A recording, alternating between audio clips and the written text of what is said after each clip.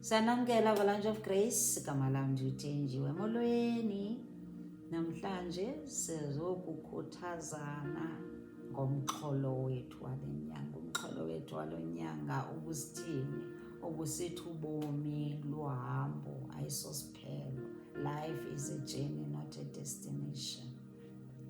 Apho ukhoyo ngoku ungacinga ufanele uba kuzosoloko kunjalo, kuyajika. Le enzima indawo indlela okuyo iyakufundisa. Wena kufuneka ube nezifundo ozifumanayo lapha. Iyakufundisa xa unoYesu, futhi ufunda into yokuthi njena uYesu uthembekile, unyanisekile uYesu.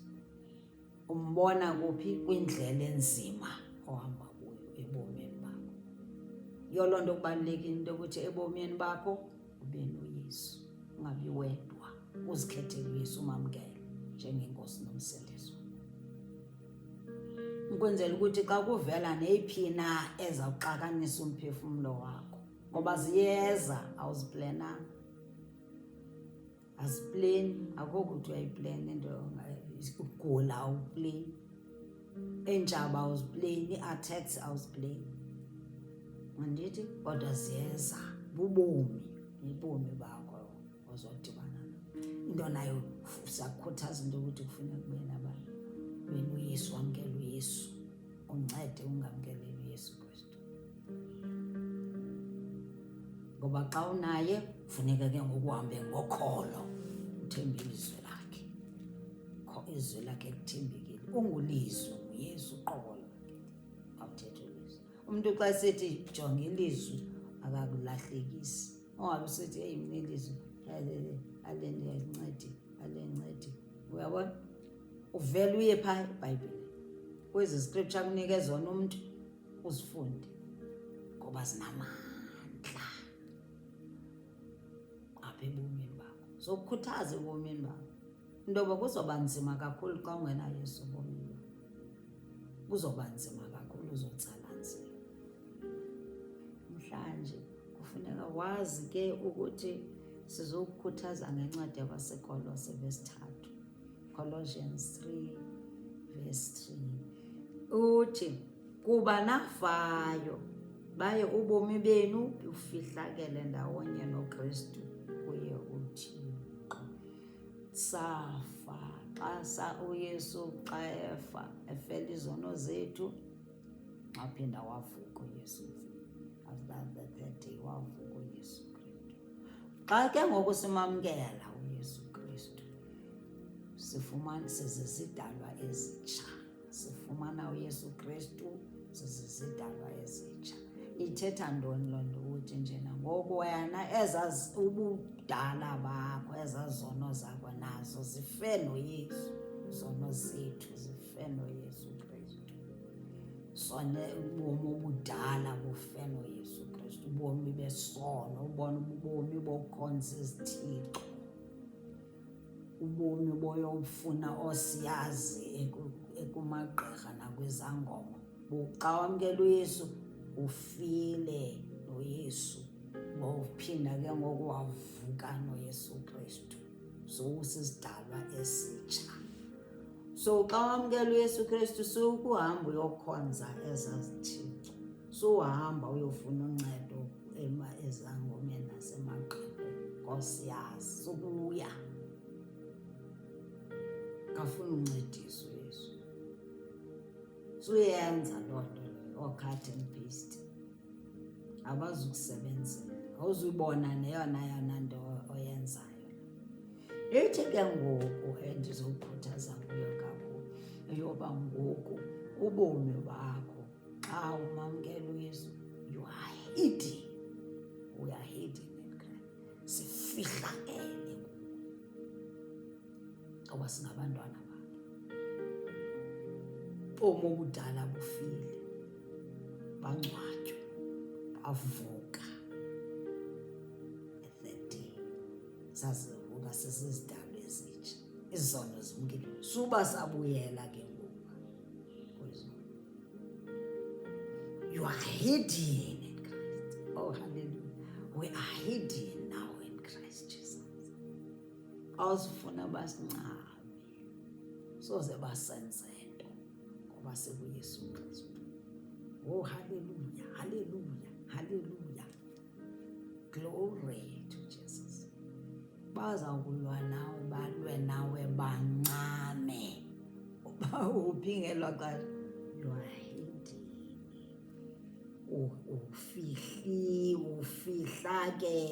Ufihlakele ubomi benu.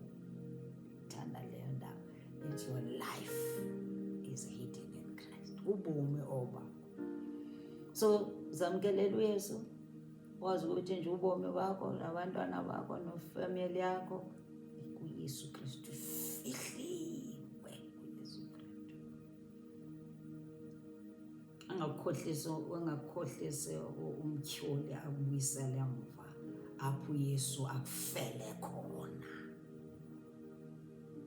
Apha akuthenge khona, uthenga ngegazi elinqabileyo. Oh, hallelujah. Uthenga khona, ungamvumela abuyisele emva ke apha ebomini bakho. Ubomi bakho buphi? Bufihlakele kuYesu Kristu. You are hidden in Christ. Oh, hallelujah. Ndithetha into yoba ke ngoku wenze njani? Hambe ngokholo, hamba ngokholo. The just shall live by faith. He's the same today, yesterday, and forever. Yesu Kristu. Tshilo futhi kule ncwadi engiyithanda kakhulu imali yakhe. What I am God, I change not. Akazutshintsha. Akazutshintsha. Yomelela kungabikho nto ekubuyisela emva. Ungafani no-Opa kwelaa ncwadi kaRuth, uRuth 1 uzusifunda uyoyifunda. uRuth laphayana kulaa makoti ohlakaniphileyo waba nenyani, wathi njena ndizumlahla umamazala wam. Ebudaleni bakhe benkade ndihleli naye lana, bendihleli nomamazala wam, ndihleli nomyeni wam lana. Ngoku uzawuthi ngokubhubhelwa ngumyeni wam, kwakubhubha nomamazala wam, wabhubjelwa ngutatazala wam. uRuth wathi andizubalahla ke lo, ndizumlahla lo mama. Usifunda ngokwakwelaba kaNaomi owabhujelwa ngoonyana bakhe ababini nomyeni wakhe. UThixo umhle wamshiya nabani? Nomakoti bakhe ababini. Omnye umakoti nguRuth, omnye umakoti nguOpa. Wathi uRuth kwakusekukho indlala ngoku phayana kumaMoabites, kwelaa lizwe elalingekhonzi kuThixo. Andazi nabo babesusiwe nayindlala yaphayana eYerusalem, baza phayana kumaMoabites. Yayitsho kodwa yayithethi into yokuthi nje ungazithathi iziteps zakho. Xa ufile ukuthi mawusuke kwenye indawo uye kwenye indawo, mhlawumbi ungancedeka, kodwa wazi into yokuthi akho guarantee. Ngoba noNaomi wadibana nento engazange ayicinge, into yokuthi angabhujelwa ngumyeni wakhe kunye nabantwana bakhe, wasala noomakoti ababini. Wathi uNaomi, ngoku sendimdala ngoku, and ngoku ndivile into yoba phaya eYerusalem uyehova usikhumbulile. Yajika, hambani nibuyele emakhayeni. Wathi uRuth nothi, wathi mama, ndizawufaphufa khona, abantu bakokwenu izawuba ngabantu bam. Wathi andizukujika nangomzuzu omnye. Wathi mama, sungasweli ungaphinde ukuthi mandijike. Wayenjani uRuth? Wayenenyani. Waba nenyani, wathi bubini ebumnandini ndizawuhlala nomamazala wam. Kanti uYehova uyambona, ujonga ukholo, wancedwa lukholo lwakhe.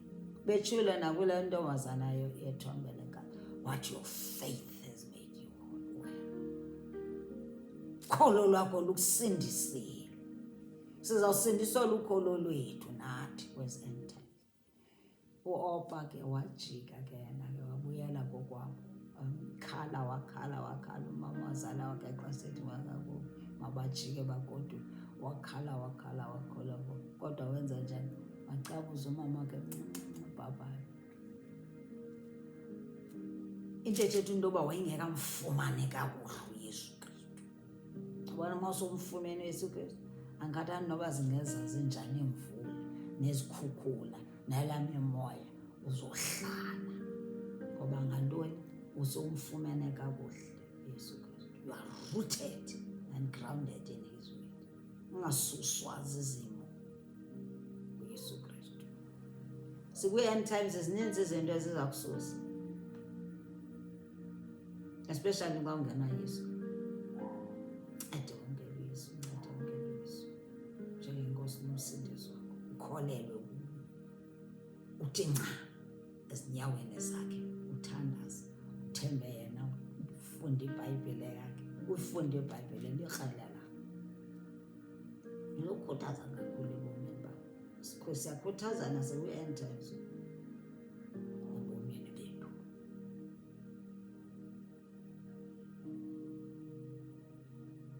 uYesu zangatsho futhi athi asizodibana nezilimo, zangatsho wathi ihlabathi ndiloyisile. Oh, haleluya. Atsho nje wathi ihlabathi mna ndiloyisile. Zonke ezi zinto odibana nazo, nam endibana nazo, uYesu ungaphezulu kwazo. Is the greatest of them all. Avumi ube khona abantu abazohlisa ukholo lwakho. Ungathembi umuntu, themba uYesu, themba ilizwi lakhe, themba uThixo. Ungathembi umuntu, sesini ukuthemba umuntu. Akafuni noYehova, akafuni, ufuna sithembe yena, singathembi umuntu. Ngoba uyasazi into ukuthi sathi izinto mazingenzeki siloko sikhomba abantu, siloko sisonda abantu. That's the reason esithi masithembe yena. Siloko sisonda abantu, sibiza abantu ngamagama, bantwana bakaThixo. Xa besixelela ukholo sube befuna ukuthi nje sithembe uNkulunkulu wabo. Xa umamkela uYesu, uyamkela uYesu for yourself, for your personal savior. Xa sisiya ezicaweni basifundisa ukholo, basifundisa iBhayibhile, basidibanisa noYesu, ngoba ngabo abazasilida to Christ ngala mthandazo. Zokuqinisa namhlanje. Izinto zininzi zizawuthi kwenzeka kuwe. Wenze njani wena? Themba uYesu. Thithemba lam nguYesu nyana kaDavida. Uthi akukho nto, ukholo luyathetha. Uthi akukho nto enondihlukanisa nothando lukaYesu Kristu. Uyithethe loo nto. Uthi ndisisidalwa esitsha. Uthi I am the righteousness of God in Christ Jesus. Uyithethe loo nto leyo. Usho uthi Yesu ayikho into endingayenza ngaphandle kwakhe, ndithembe wena mzali wami. Ngoba utshilo wathi nje bathembele kuwe bazodaniswa. Uthi akho sixhobo esilungiselelwe mna sawuphumelela. Uthi nje uchaze zonke zazibe. Uthi I'm more than a conqueror man. Only no one can separate me from Christ Jesus. Uthi they will plan all night long, they plan, and their plans will come to naught in the morning, their life in hell. And command the earth to swallow your enemies.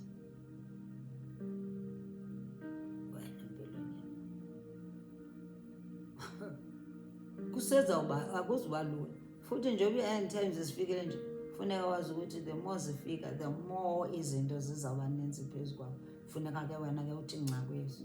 Khona into enhle eza kuhlekisa, izokuphakamisa kakhulu. Kholo lwakho nangoku phakamile. Xa uthemba uYesu Kristu. Xa ungena Yesu, hayi uzosokola ukholo lwakho xa ungafundi iBhayibhile. Funeka ufunde iBhayibhile. Ngoba izimo zininzi ezizawuvela kuwe zithi hayi wena ungomntaka Yesu Kristu. Wena ke ngowuzowenza njani? Uzathi hayi bathi andingomntaka Yesu Kristu. Mockers. uzakumoka. Kufuneka wazi ukuthi nje wena une-strong relationship noYesu. Akunamuntu onokususa futhi kuso. Ukhuthaze njani, wenze njani, ukhuthaze nabanye njalo. Imeko yakho Yehova ukuthule ngamabomu, wenze into ukuthi uzoqina, uzokwazi ukukhuthaza abantu abazawudlula kule ndlela